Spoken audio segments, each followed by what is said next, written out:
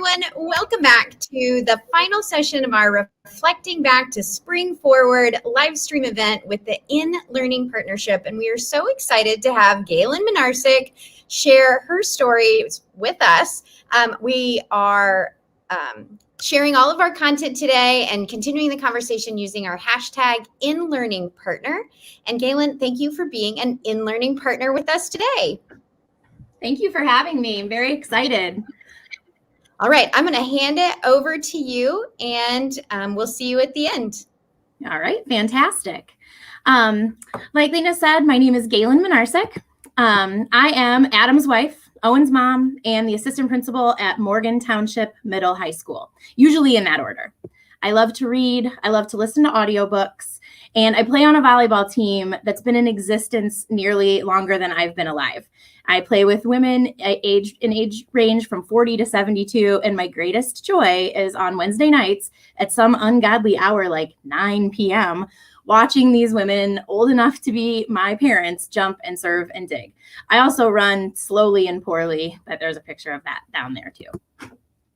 Professionally, my classroom experience is entirely middle school. I started off as a sixth grade social studies teacher, slinging the Mayans and the Aztecs at my students. I complained about the amount of time I got face-to-face with the kids, citing an unfairness that English language arts teachers got a double block to work with their students. In a supremely blended act of cruelty and confidence, my principal at the time encouraged me to go ahead and test for my English language arts license. I was always a reader and a writer and ready for a challenge. And so I took him up on it. And it's truly the most amazing career move that I've made to date. I had a fantastic opportunity to completely create a literacy and vocabulary program that both boosted test scores and got kids reading. So I'm pretty proud of that. I'm currently in my 7th year as an administrator, and I love my small middle high school so much because I get to wear a lot of hats and I learn a ton. Right now, I'm in charge of community and parent communication via social media, newsletters, and our digital outdoor signs, which is more work than it actually sounds like. I also partner with our social worker on mental health issues. I am the testing coordinator alongside our school counselor, and I evaluate teachers, handle discipline. My specialty is graduation pathways, and I work with kids on that. And of course, I do some athletic supervision, as you can see down there. I work with superstars, and my success and satisfaction is a reflection of them. And in 2020, I was humbled and honored to be named District 1 Assistant Principal of the Year. When I was first asked to present here today and was given the topic, my first thought was, what can I add to this conversation? How to tread water like a duck? I am a champion at that. You know, you look calm on the top, but you're paddling like crazy underneath. Gold medal, seriously, I'm fabulous at it. But I really am so happy that you guys are here to talk about this because when I was considering what to share with you, I realized I don't have anything groundbreaking or innovative related to this theme of reflecting and applying it as we move forward. But I do know that as simple as communicating sounds, it's layered and intricate as any other aspect of a relationship is. Words must be weighed and measured to make sure that the message is received. Feelings and facts must be considered in equal measure. And educators are often in the position that they in their profession are discussed negatively, but they aren't able to respond back to defend themselves. So maybe this is an important topic to broach. So let's get into it. To round out my very, very limited experience, I'm going to draw from EDU favorites like Marzano and new to me communication experts like the incomparable Patricia Weinstoppel. She partnered with me on this and was gracious enough to allow me to use every resource that I wanted. She was willing to come and talk with me on here, but the scheduling didn't work out. So I'm super grateful to her. Check her out. I'm going to do my best to follow my own advice and not rely on heavy language or buzzwords. So if you hear anything that sounds really researched or super intelligent, I promise you it's probably a cited source and not an original thought. I absolutely encourage you to dive into Patricia and any other educational experts. What really resonated with me when thinking about communication, again, is that idea of relationships. Educationally or not, in the past 2 years, we had to learn to interact differently, to maintain connections. Zoom happy hours may not seem to have a lot of relevance to classroom setting, hopefully, but the echo is there. We need each other to survive. And there are few partnerships more important than the cooperation of the adults in a student's life. And nothing is more vital to the maintenance of that relationship than positive, productive, two-way communication. Parental involvement certainly has changed over the last 2 years, but it doesn't change what we know and what Marzano has always reminded us of in parental involvement theory, which predicts that children whose parents are involved will be more likely to develop a strong positive sense of efficacy, successfully achieving in school-related tasks that will children whose parents are not involved. We know this, right? It's intuitive. So we want them looped in, but in some cases, they can't even enter the building. This is going to take some work. In other words, communication isn't just nice. It's not just helpful. It's not just a perk or a bonus. It's essential. It's necessary. And with emotions, expectations, and criticisms at an all-time high, maybe that's just me in my district, it's more important than ever to not just communicate effectively, but purposefully. Patricia Weinsappel does offer a playbook that's free to download for these strategies that's available on her website, but we'll also be discussing them here. Simply put, our words and tone matter, particularly when it's our only contact. So since we know why it's important to communicate, let's talk about the ways and reasons for communication. There's no need to really reinvent the wheel here, and I'm not going to lie to you and tell you I have some brand new method. This conversation is really more about remembering to make it count. It's really important to cast a wide net when reaching out. I know as an administrator, I would love it more than anything if people would come to one place for their information, but we live in a world where folks want it delivered. I don't know how many times I've been asked a question only to respond through gritted teeth. Did you check Facebook or read the newsletter? Did you look at the event link schedule or consult your Skyward message? Those 4 are the main sources I use at my school. I'm sure you have some version of them as well. The most important thing to remember is to go where they are. You may have to play around with platforms, but if you know none of your students and parents are engaging with your tweets, that might not be worth your time. Also be mindful of social media platforms and your policy. For instance, although students admittedly spend more time on Instagram than Facebook, and certainly TikTok and Snapchat, more than that, our social media policy does not allow it for use with students. So be mindful of those things. Don't get yourself in trouble. When I communicate, I seek to inform, celebrate, and remind, sometimes all of those things at the same time. Whatever I do, though, I follow Mrs. Weinsappel's advice and keep it succinct with plain language and a direct message. When we connect with our community, we aren't writing technical manuals or trying to up our word count for a 10th grade English essay.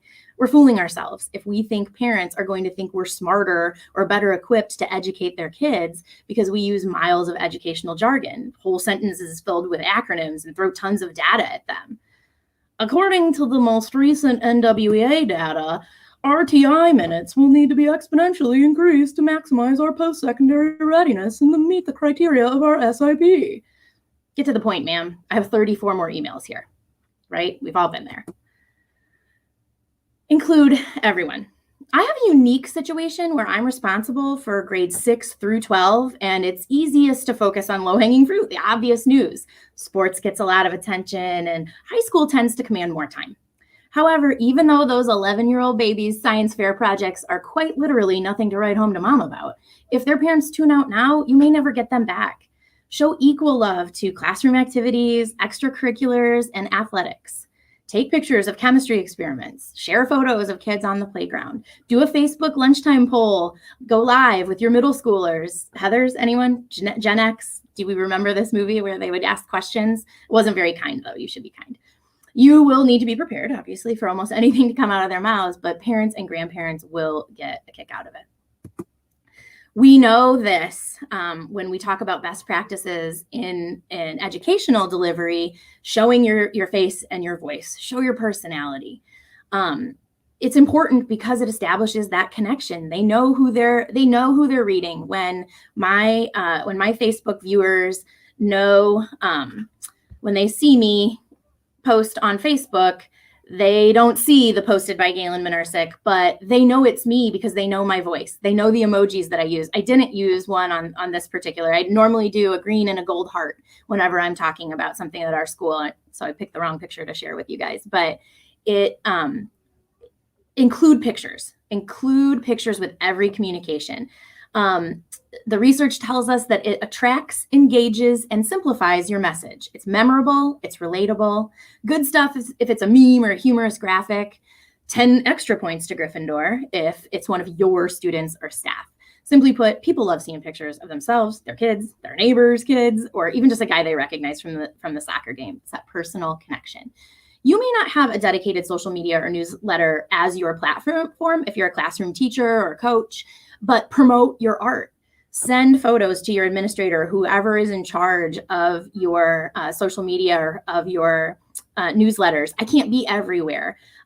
So people flood me with pictures, and it's the most visited part of my social media or of my newsletters. In my weekly updates, my audience breaks their legs to get to the final portion, which is, and I hopefully will be able to show you this in a few minutes, at least 8 to 10 pictures of photos that I've taken and received.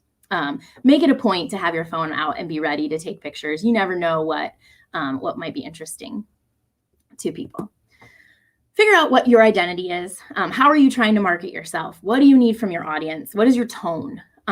Whatever your message and mission, I promise you, it'll go better if you keep it light. I beg you to keep it light. Education is a serious field, and it's a serious time in education. But taking it too seriously is not going to win you any popularity contests with your audience. Remember the old positivity sandwich? Every teacher knows that. Think of it as a positivity sandwich with the world's thickest bread. Clearly, you're going to have to deliver negative or boring news at some point. It goes down a lot easier when they're more likely to see messages of you that are happy, inspiring, celebratory, or funny. Thanks, Mary. Good advice. If you're a classroom teacher, it is the oldest trick in the book to start the year off with positive communication before you have to inevitably have that negative talk. So you may want to start off with compliments first and build that relationship with your stakeholders. Oh no, stakeholders, sorry, buzzword. I made it a long time. Give me some credit. I promise. I'll try not to make it happen again. Speaking of your audience, remember that sometimes you have to train your parents and help them grow. Folks that are raising kids who still watch Cocomelon sometimes are different than the ones who cut their teeth on Caillou 15 years ago. Correspondence, be it a newsletter or social media post, has to evolve. Your 6th grade parents coming from elementary school are gonna be used to a very detailed, spoon-fed approach because younger kids don't have the skills to fill in the gaps. You can be a little less explicit with parents of older students because their kids should be paying attention to the announcements in person. However, teenagers be teenagering, so you're going to have to scaffold. Oh, I'm sorry. Another buzzword. Promise, last one. Here is a what my weekly community update, which is what my newsletter is called. It's very simple. Honest to goodness, I'm not going to win any awards for creativity, but the point of it is information. And so I try to leave my creativity for the social media and allow this to be a place where students and parents can just go to get information. Make sure you include resources like contact information for club sponsors. So if there's a chess club call out, parents can click through to email them if their teen's vigilance isn't all it should be. My newsletters are almost entirely hyperdocs. There's links for absolutely everything, and I repeat things week after week so that they're seeing those things more than once. So right now I'm going to get out of my presentation and go to my actual update. So you can see here that we have our event link hyperlink, and we do an events of the week. We have a link to the lunch menu. Here's our link to sponsors. I do put pictures in there. All of our news, you can see all those blue are hyperlinks. So it's really my hope that people will use this as a kind of one-stop shop for all of the Morgan Township news. So you can see I've got a 9th grade English lesson. I have our senior night. Lots of pictures from senior night. I have our DECA team. that did amazingly this weekend at their regional competition. And I'm not going to make you look at all the pictures of our super cute kids, but you can see where I'm going. These go on and on and on. And I promise you, this goes out at 8 a.m. on Monday, and people are jumping on to see if they made the weekly update. The student that I took a selfie with took that selfie with me because she said, there's been no pictures of me on Facebook or in the weekly update. Can we please take a selfie? And I said, yes, of course. I don't super love to be on social media or have my pictures around, but you can't ignore that kind of request. So there's our cool kids. Our Facebook is incredibly active, very active. I thought I was on there, but here we go, onto our Morgan Township page. I do run this pretty much on my own. You've got some pictures of, so all of these pictures that are on Facebook will eventually make it to the weekly update. But I do this, I post at least once, sometimes more, like 3 or 4 times a day. Just depends on what fun stuff is going on. Sometimes I throttle it so I don't load everything into one day. There is a messaging feature on Facebook that is really nice. I share some stuff for the elementary too. And so there is a messaging feature, and I need to be careful and set my boundaries because I don't want people to think that I'm available all the time, even though I pretty much am checking it constantly. I don't suggest that you do the same. But I really want to create a one-stop shop, like I said earlier, to prepare families for the week. Although I would be grateful to know that just anybody read it at all. Facebook is more utilized in terms of communicating information. Communication has always been important, and it really is now more than ever. Every single message, every single approach sets a tone and sends its own message. A lot of parents and families are feeling disconnected, out of touch, and this can make them more judgmental. Still just me, no one else. When we reach out and define the narrative, when we establish our brand and we set the tone, it can help circumvent a possible negative experience for everyone involved. It's trite and a little bit lame, but we genuinely are all in this together, and it's on us as educators to consistently be reaching out to maintain those relationships. Just like everything else these days, especially in education, it's a little bit harder, but it's a lot more worth it. Thank you very, very much for being here today. Here are some of my resources, and these are some of the links. I believe this will be available on YouTube as well. Absolutely. We will definitely share that. Thank you so much, Galen. What a treat to have you share that. And those pictures of your kids are just exactly what I needed to have a little hit of that teacher passion, because I've been away from the classroom for a while, and it just helps remind me that there are amazing things going on out there. So thank you for keeping our spirits up, for giving us those very tangible, very thoughtful ways of connecting with our people out there, and for being here with us in the InLearning Partnership live stream. Thank you so much. It was my pleasure. Thank you for having me. And I do mean it. Keep in touch. I'm always up for an email or a Google chat. So anyone that's watching this, I would love to collaborate with you regardless of where you're at in the state. Thank you. That's wonderful. Thank you for being an InLearning partner, and for all of our presenters today at the live stream. It was such a wonderful opportunity to hear about how to build our own network of like-minded, positive, forward-thinking educators and leaders. And that's it for us today. Follow the conversation and keep that going with the hashtag InLearningPartner on Twitter, and we'll see you at our next event. Thanks again, Galen.